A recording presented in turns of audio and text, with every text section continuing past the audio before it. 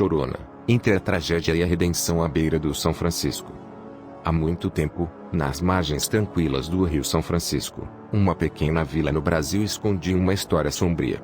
Entre as águas calmas e as palmeiras sussurrantes, a lenda da Chorona brasileira se desenvolvia, carregada de tristeza e desespero. Conta-se que uma mulher chamada Isabela vivia naquela comunidade idílica, uma mãe dedicada a 2 filhos encantadores, Felipe e Maria. No entanto, o destino cruel entrou em cena durante uma noite tempestuosa.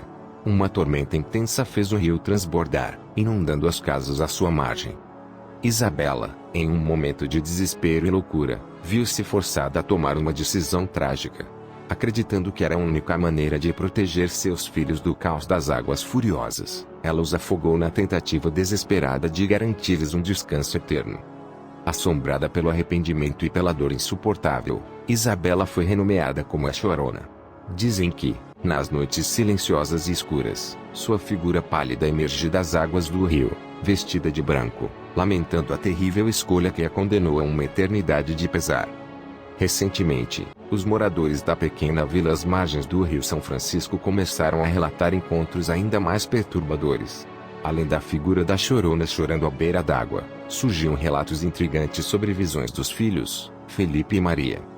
Pescadores que ousavam desafiar as águas escuras afirmavam ter avistado 2 crianças etéreas brincando nas margens do rio, suas risadas ecoando como um eco distante.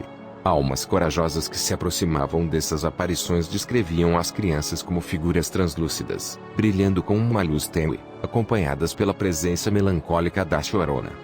A notícia se espalhou rapidamente pela vila, criando uma atmosfera ainda mais carregada de mistério e melancolia. Os moradores começaram a compartilhar experiências de noites em que, ao passarem pelas margens do rio, sentiam uma presença infantil ao lado da Chorona.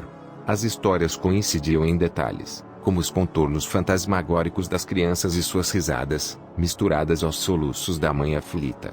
A vila, agora envolta em mistério e medo, vivia sob a sombra de uma dualidade assustadora: a presença inquietante da Chorona e o mistério dos desaparecimentos infantis. Buscas frenéticas eram conduzidas à beira do rio, enquanto a comunidade tentava desvendar a conexão entre a lenda e a realidade cruel que se desdobrava diante deles.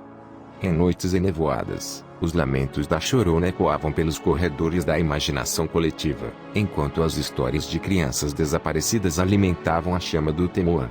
A vila, agora marcada pelo pesar e pela ansiedade, ansiava por respostas, esperando entender se a lenda e os desaparecimentos estavam de alguma forma entrelaçados em um destino sombrio e inescapável. Com o passar do tempo, a vila embarcou em uma jornada de autoconhecimento, confrontando seus medos mais profundos. Anciãos, líderes espirituais e habitantes locais uniram forças para conduzir rituais de purificação e reconciliação à beira do rio. À medida que a comunidade se unia, uma compreensão mais profunda emergia. A Chorona, cujo lamento ecoava pelas águas do São Francisco, não era apenas uma entidade de tristeza, mas também uma lembrança viva da importância da compaixão e da empatia. Os espíritos das crianças desaparecidas, embora perdidos, encontraram conforto na coletividade que agora buscava curar as feridas do passado. Na vila outrora assombrada, uma transformação silenciosa ocorreu.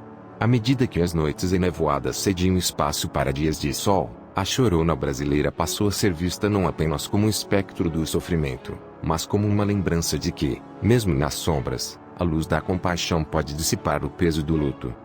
E assim, a vila aprendeu a conviver com a presença da Chorona, honrando a memória da mãe de seus filhos enquanto construía um futuro que celebrava a vida, a união e a esperança.